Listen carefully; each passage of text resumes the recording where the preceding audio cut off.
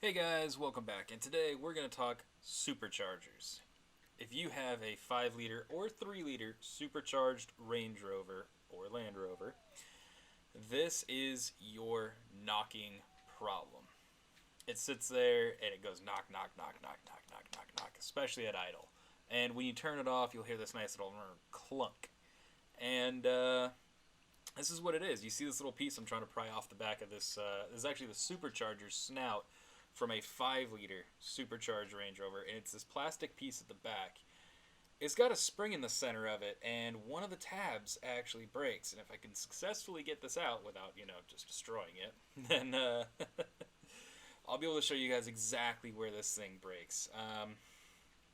Typically at a shop or at a dealership, what we'll end up doing is we will end up just replacing the entire snout. I think the snout's like 800 bucks or something, and it's like 3 hours of labor, 3.5, 4 hours, I don't know.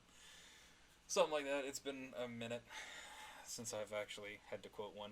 I just kind of knock it out and get it done. It, in all honesty, takes me about 2 hours to do it.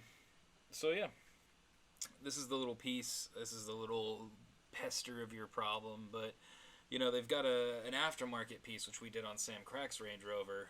It's like 20 bucks online, man. It's just a little piece of plastic. So here you go. As you can see, this is the spring, and you saw me move the spring. That was actually moving it out of position. And yeah, there's a little tab that it's supposed to be sitting in there and holding it all in place, and it's not there anymore. And so it's broken. And that's the cause of your problem. That is it right there. And as you can see, it just fits on with the 3 little pins, and you can see actually kind of like a little broken piece in there.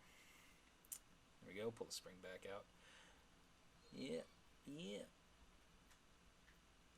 can see it just looks like absolute crap. Yeah.